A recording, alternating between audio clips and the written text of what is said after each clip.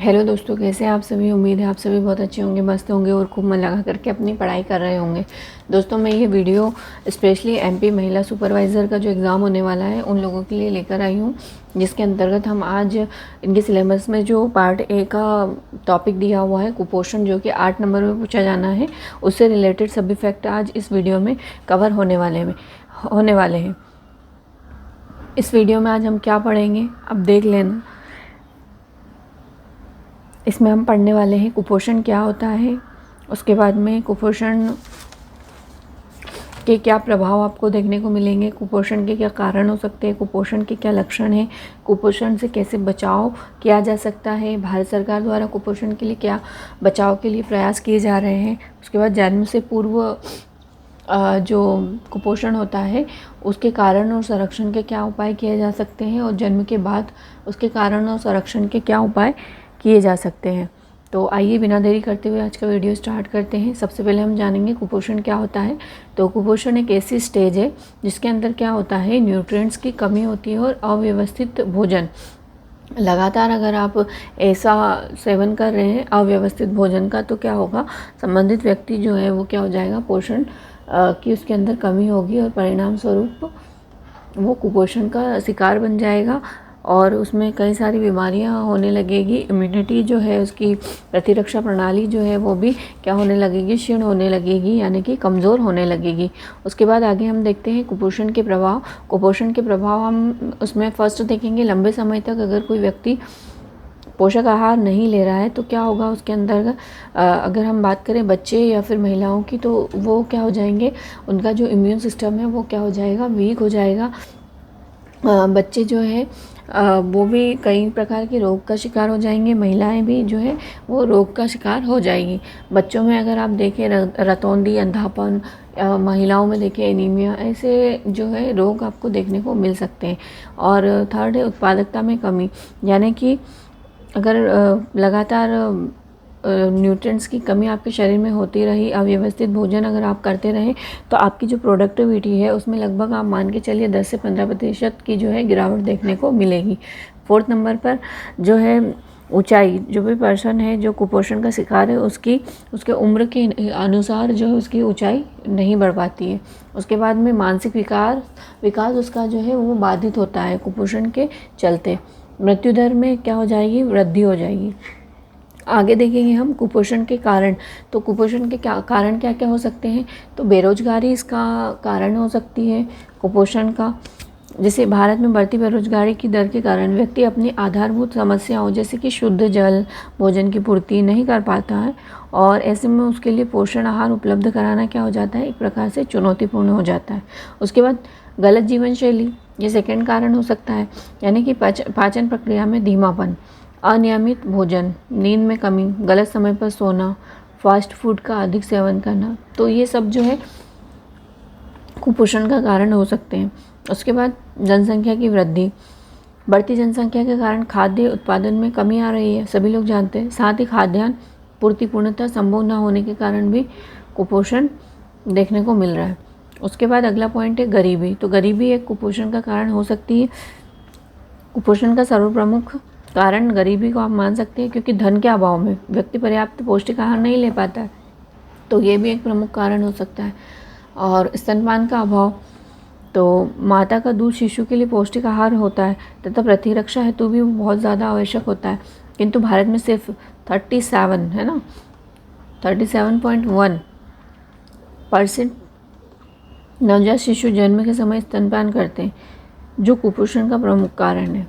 यानी कि 100 में से केवल 37.1% शिशु ही अपना माता का जो है दूध का सेवन कर पाते हैं, तो ये भी एक कुपोषण का कारण हो सकता है।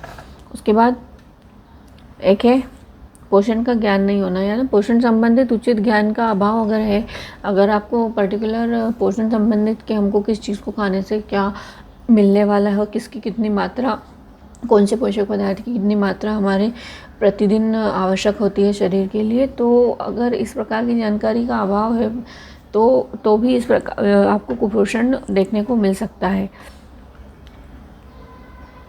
बच्चों की बढ़ती उम्र के साथ उसको विभिन्न प्रकार के पूरक पोषक तत्वों की आवश्यकता होती है। किंतु ग्रामीण व अर्ध शहरी क्षेत्रों में पौष्टिकता का ज्ञान न होने के कारण बच्चों में आवश्यक पोषक तत्व नहीं पहुँचते हैं, जो कि कुपोषण का कारण बनते हैं। तो ये हो गया। उसके बाद आगे देखिए हम कुपोषण के लक्षण क्या हो सकते हैं। तो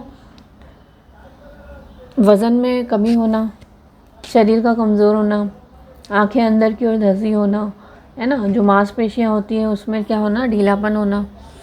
और जो भी संबंधित व्यक्ति है जो कुपोषण का शिकार है, तो उसमें उत्साह की कमी होगी, है ना, एक्साइटमेंट नहीं होगी उसमें किसी भी काम को लेकर, घबराहट उसमें हमेशा बनी रहती है। तो ये भी एक कुपोषण का लक्षण है। उसके बाद नींद में प्रॉपर नींद उसकी नहीं होना, पाचन क्रिया में उसकी गड़बड़ होना। तो ये सारे जो है लगभग 5 से 6 जो है कारण लक्षण जो आपको कुपोषित व्यक्ति की पहचान करने में सहायक हो सकते हैं। अगला है, अगर कोई कुपोषण का शिकार हुआ है या फिर उससे आपको बचाव करना है तो उसके उपाय क्या हो सकते हैं। तो संतुलित आहार इसका जो है उपाय एक हो सकता है, यानी कि आपके भोजन में सभी प्रकार के पोषक युक्त पदार्थ होना चाहिए सम्मिलित, यानी कि कलरफुल थाली आपकी होनी चाहिए जिसके अंदर कार्बोहाइड्रेट, प्रोटीन, विटामिन, मिनरल्स और ये सारी चीज़ें इसके अंदर आपकी थाली के अंदर होना चाहिए। यानी कि किसकी कितनी मात्रा पर्टिकुलर लेना चाहिए, तो वो एक क्वांटिटी के हिसाब से आपकी उसमें सम्मिलित होना चाहिए। उसी को हम संतुलित आहार या बैलेंस डाइट बोलेंगे। इसके लिए मैंने एक वीडियो भी करवाया है, अगर आप चाहें, वो आपका कंप्लीट नहीं है तो आप जा कर के प्लेलिस्ट में देख सकते हैं, काफ़ी हेल्प आपको मिलेगी। उसके बाद क्या हो सकता है कि कार्बोहाइड्रेट तथा स्टार्च युक्त खाद्य पदार्थों का आपको सेवन करना चाहिए, जैसे कि जो आलू होता है, चावल, ब्रेड, शकरकंद, तो इन सब की पर्याप्त मात्रा आपके भोजन में शामिल होना चाहिए। उसके बाद में क्या हो सकता है, प्रोटीन और फैट युक्त भोजन भी आपको लेना चाहिए, जिसके अंदर आप दूध या दूध से बने प्रोडक्ट शामिल कर सकते हैं, है ना, शुगर या फिर फैट के कई सारे जो आप ऑयल वगैरह जो होता है, तो वो लोग भी उसके लिए भी आप वेट गेन करने के लिए आप ये चीज़ यूज़ कर सकते हैं। ये भी काफ़ी अच्छा सोर्स होता है।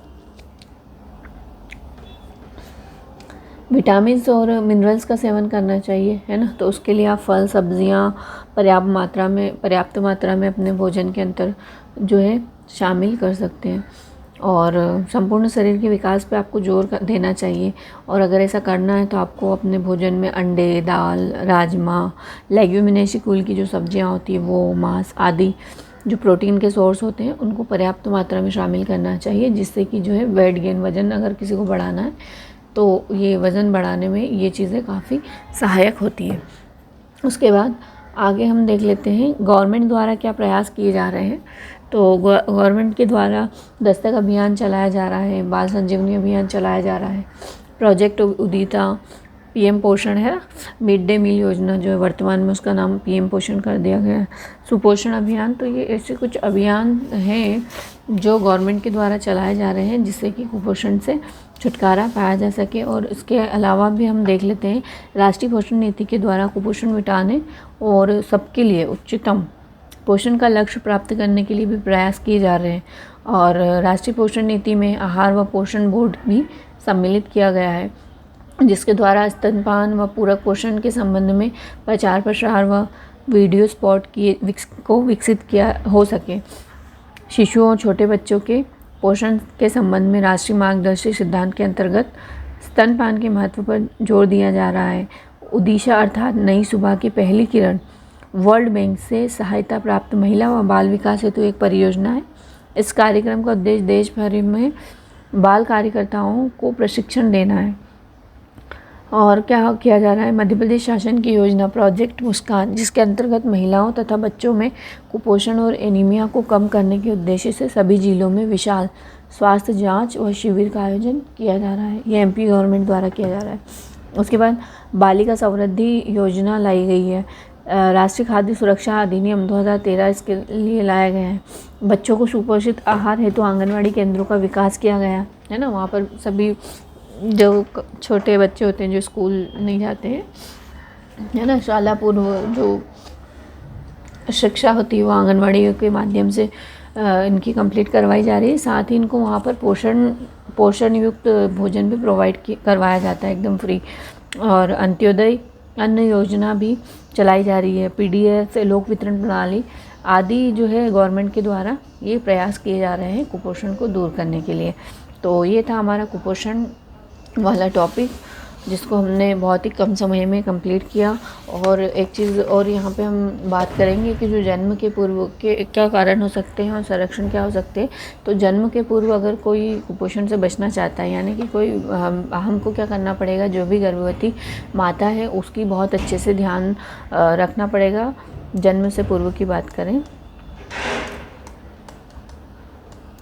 तो क्या हम कर सकते हैं कि जो भी गर्भवती है उसकी बहुत अच्छे से हम देखभाल कर सकते हैं। उसके खाने पीने का हम बहुत अच्छा ध्यान रख सकते हैं, यानी कि उसको पोषण युक्त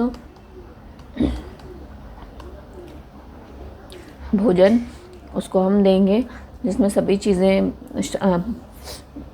मात्रात्मक रूप से क्या होगी, एकदम सही होगी। जिससे क्या होगा, गर्भवती के जो गर्भ में बच्चा पल रहा है उसको भी पर्याप्त पोषण मिलेगा और वो एकदम स्वस्थ जन्म लेगा, है ना। तो ये एक हो सकता है उपाय। और कारण क्या होता है, तो कारण ये होता है जन्म से पूर्व जो गर्भवती माताएं होती हैं वो खुद ही जो है बीमार है, या फिर खुद ही एनीमिया से ग्रस्त है, या फिर प्रॉपर जो है उनको पोषण नहीं मिला है अपनी किशोरावस्था के दौरान, है ना। तो और कम उम्र में जो है गर्भधारण हो गया। तो ऐसे कई सारे कारण होते हैं जिसकी वजह से उनके द्वारा जो मतलब बोल सकते हैं कुपोषित गर्भवती कुपोषित बच्चे को ही जन्म देगी। तो इसीलिए हमको उसका संरक्षण, आप लोगों ने सुना ही होगा कि किसी भी परेशानी से बचने का सबसे पहला उपाय है कि हम उससे बच लें। उसका पहले ही हम क्या कर लें, संरक्षण का क्या तरीका हो सकता है उसके बारे में जान लें और वो हम कर लें।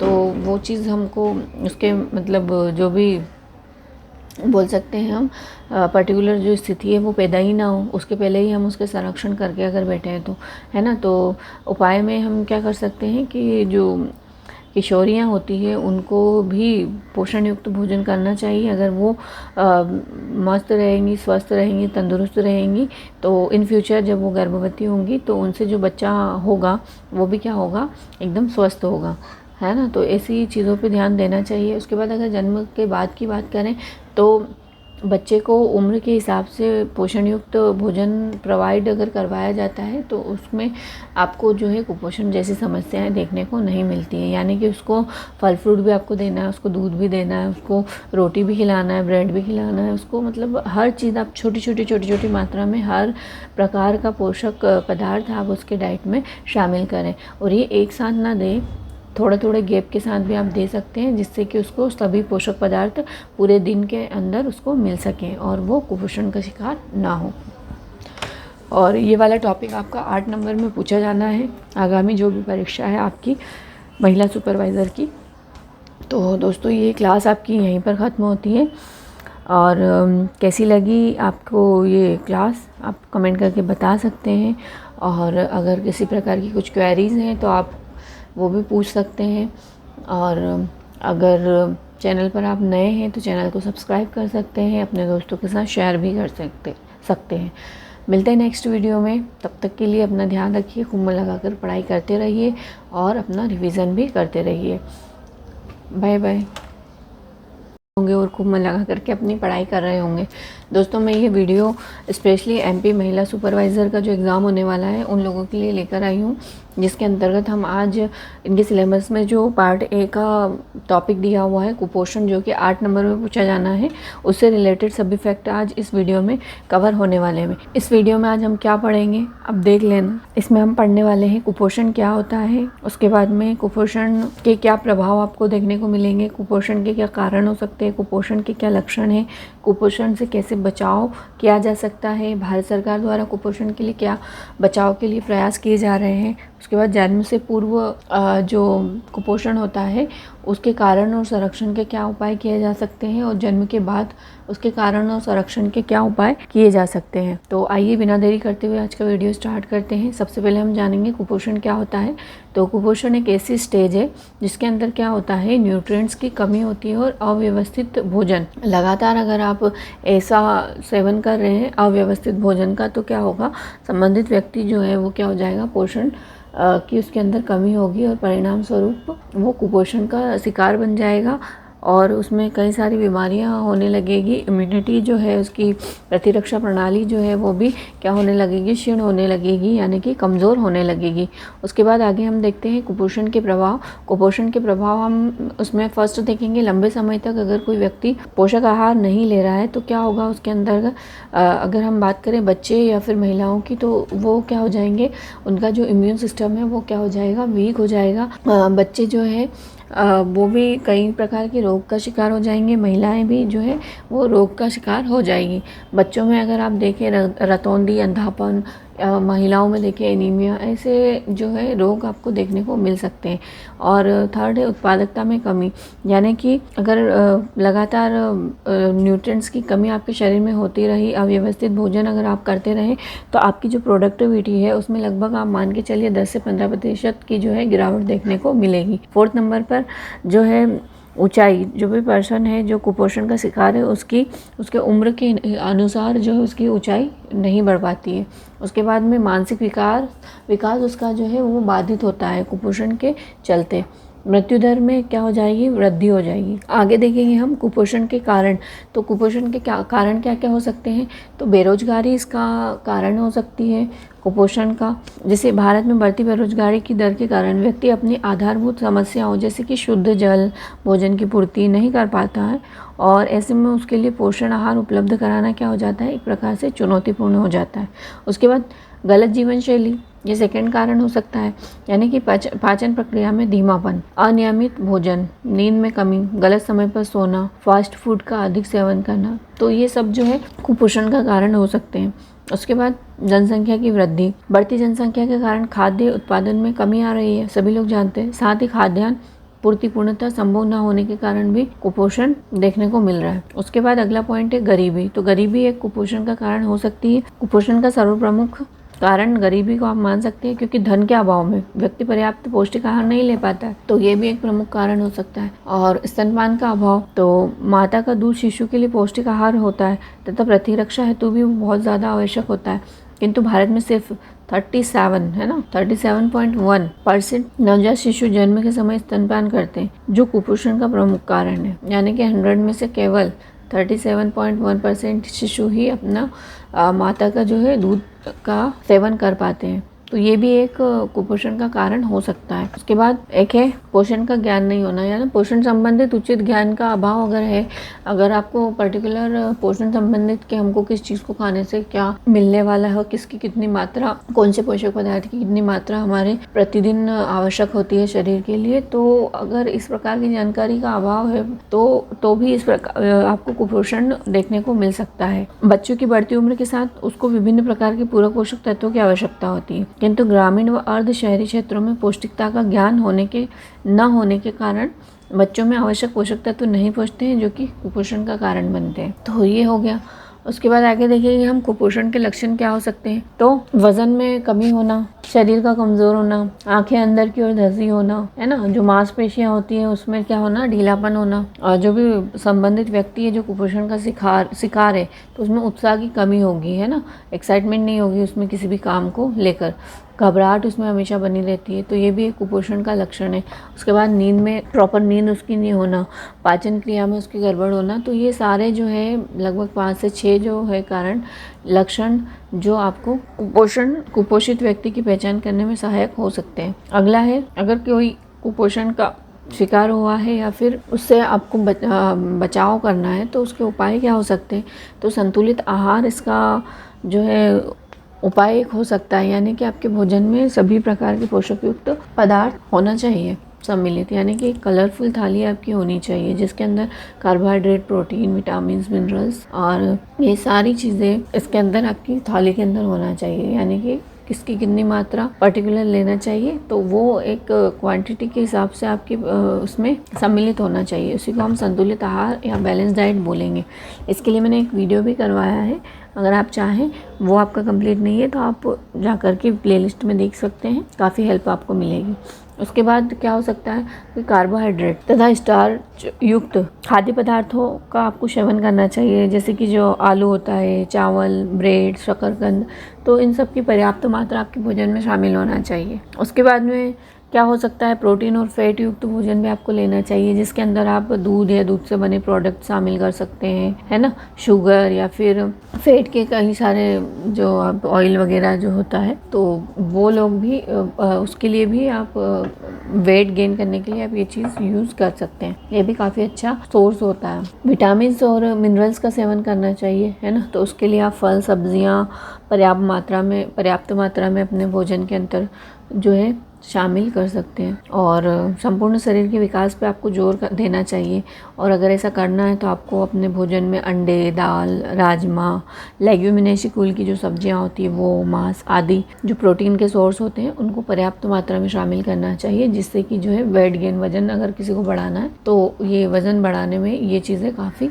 सहायक होती है। उसके बाद आगे हम देख लेते हैं गवर्नमेंट द्वारा क्या प्रयास किए जा रहे हैं। तो गवर्नमेंट के द्वारा दस्तक अभियान चलाया जा रहा है, बाल संजीवनी अभियान चलाया जा रहा है, प्रोजेक्ट उदिता, पीएम पोषण है, मिड डे मील योजना जो है वर्तमान में उसका नाम पीएम पोषण कर दिया गया है, सुपोषण अभियान। तो ये ऐसे कुछ अभियान हैं जो गवर्नमेंट के द्वारा चलाए जा रहे हैं, जिससे कि कुपोषण से छुटकारा पाया जा सके। और इसके अलावा भी हम देख लेते हैं राष्ट्रीय पोषण नीति के द्वारा कुपोषण मिटाने और सबके लिए उच्चतम पोषण का लक्ष्य प्राप्त करने के लिए भी प्रयास किए जा रहे हैं। और राष्ट्रीय पोषण नीति में आहार व पोषण बोर्ड भी सम्मिलित किया गया है, जिसके द्वारा स्तनपान व पूरक पोषण के संबंध में प्रचार प्रसार व वीडियो स्पॉट को विकसित किया हो सके। शिशुओं और छोटे बच्चों के पोषण के संबंध में राष्ट्रीय मार्गदर्शी सिद्धांत के अंतर्गत स्तनपान के महत्व पर जोर दिया जा रहा है। उदीशा अर्थात नई सुबह की पहली किरण वर्ल्ड बैंक से सहायता प्राप्त महिला व बाल विकास हेतु एक परियोजना है। इस कार्यक्रम का उद्देश्य देश भर में बाल कार्यकर्ताओं को प्रशिक्षण देना है। और क्या किया जा रहा है, मध्य प्रदेश शासन की योजना प्रोजेक्ट मुस्कान, जिसके अंतर्गत महिलाओं तथा बच्चों में कुपोषण और एनीमिया को कम करने के उद्देश्य से सभी जिलों में विशाल स्वास्थ्य जांच व शिविर का आयोजन किया जा रहा है। ये एमपी गवर्नमेंट द्वारा किया जा रहा है। उसके बाद बालिका समृद्धि योजना लाई गई है। राष्ट्रीय खाद्य सुरक्षा अधिनियम 2013 इसके लिए लाया गया है। बच्चों को सुपोषित आहार हेतु आंगनवाड़ी केंद्रों का विकास किया गया है ना। वहाँ पर सभी जो छोटे बच्चे होते हैं जो स्कूल नहीं जाते हैं, है ना, शाला पूर्व जो शिक्षा होती है वो आंगनवाड़ी के माध्यम से इनकी कंप्लीट करवाई जा रही है। साथ ही इनको वहाँ पर पोषण युक्त भोजन भी प्रोवाइड करवाया जाता है एकदम फ्री। और अंत्योदय अन्न योजना भी चलाई जा रही है। पीडीएस लोक वितरण प्रणाली आदि जो है गवर्नमेंट के द्वारा ये प्रयास किए जा रहे हैं कुपोषण को दूर करने के लिए। तो ये था हमारा कुपोषण वाला टॉपिक, जिसको हमने बहुत ही कम समय में कंप्लीट किया। और एक चीज़ और यहाँ पे हम बात करेंगे कि जो जन्म के पूर्व के क्या कारण हो सकते हैं और संरक्षण क्या हो सकते हैं। तो जन्म के पूर्व अगर कोई कुपोषण से बचना चाहता है, यानी कि कोई हमको क्या करना पड़ेगा, जो भी गर्भवती माता है उसकी बहुत अच्छे से ध्यान रखना पड़ेगा। जन्म से पूर्व की बात करें तो क्या हम कर सकते हैं कि जो भी गर्भवती है उसकी बहुत अच्छे से हम देखभाल कर सकते हैं। उसके खाने पीने का हम बहुत अच्छा ध्यान रख सकते हैं, यानी कि उसको पोषण युक्त भोजन उसको हम देंगे, जिसमें सभी चीज़ें मात्रात्मक रूप से क्या होगी, एकदम सही होगी। जिससे क्या होगा, गर्भवती के जो गर्भ में बच्चा पल रहा है उसको भी पर्याप्त पोषण मिलेगा और वो एकदम स्वस्थ जन्म लेगा, है ना। तो ये एक हो सकता है उपाय। और कारण क्या होता है, तो कारण ये होता है जन्म से पूर्व जो गर्भवती माताएं होती हैं वो खुद ही जो है बीमार है, या फिर खुद ही एनीमिया से ग्रस्त है, या फिर प्रॉपर जो है उनको पोषण नहीं मिला है अपनी किशोरावस्था के दौरान, है ना। तो और कम उम्र में जो है गर्भधारण हो गया। तो ऐसे कई सारे कारण होते हैं जिसकी वजह से उनके द्वारा जो मतलब बोल सकते हैं कुपोषित गर्भवती कुपोषित बच्चे को ही जन्म देगी। तो इसीलिए हमको उसका संरक्षण, आप लोगों ने सुना ही होगा कि किसी भी परेशानी से बचने का सबसे पहला उपाय है कि हम उससे बच लें, उसका पहले ही हम क्या कर लें, संरक्षण का क्या तरीका हो सकता है उसके बारे में जान लें और वो हम कर लें, तो वो चीज़ हमको उसके मतलब जो भी बोल सकते हैं हम पर्टिकुलर जो स्थिति है वो पैदा ही ना हो, उसके पहले ही हम उसके संरक्षण करके अगर बैठे हैं तो, है ना। तो उपाय में हम क्या कर सकते हैं कि जो किशोरियाँ होती हैं उनको भी पोषण युक्त भोजन करना चाहिए। अगर वो मस्त रहेंगी, स्वस्थ रहेंगी, तंदुरुस्त रहेंगी, तो इन फ्यूचर जब वो गर्भवती होंगी तो उनसे जो बच्चा होगा वो भी क्या होगा, एकदम स्वस्थ होगा, है ना। तो ऐसी चीज़ों पे ध्यान देना चाहिए। उसके बाद अगर जन्म के बाद की बात करें तो बच्चे को उम्र के हिसाब से पोषण युक्त भोजन प्रोवाइड अगर करवाया जाता है तो उसमें आपको जो है कुपोषण जैसी समस्याएं देखने को नहीं मिलती हैं। यानी कि उसको फल फ्रूट भी आपको देना है, उसको दूध भी देना है, उसको रोटी भी खिलाना है, ब्रेड भी खिलाना है, उसको मतलब हर चीज़ आप छोटी छोटी मात्रा में हर प्रकार का पोषक पदार्थ आप उसके डाइट में शामिल करें। और ये एक साथ ना दें, थोड़े थोड़े गैप के साथ भी आप दे सकते हैं, जिससे कि उसको सभी पोषक पदार्थ पूरे दिन के अंदर उसको मिल सकें और वो कुपोषण का शिकार ना हो। और ये वाला टॉपिक आपका 8 नंबर में पूछा जाना है आगामी जो भी परीक्षा है आपकी महिला सुपरवाइज़र की। तो दोस्तों ये क्लास आपकी यहीं पर ख़त्म होती है।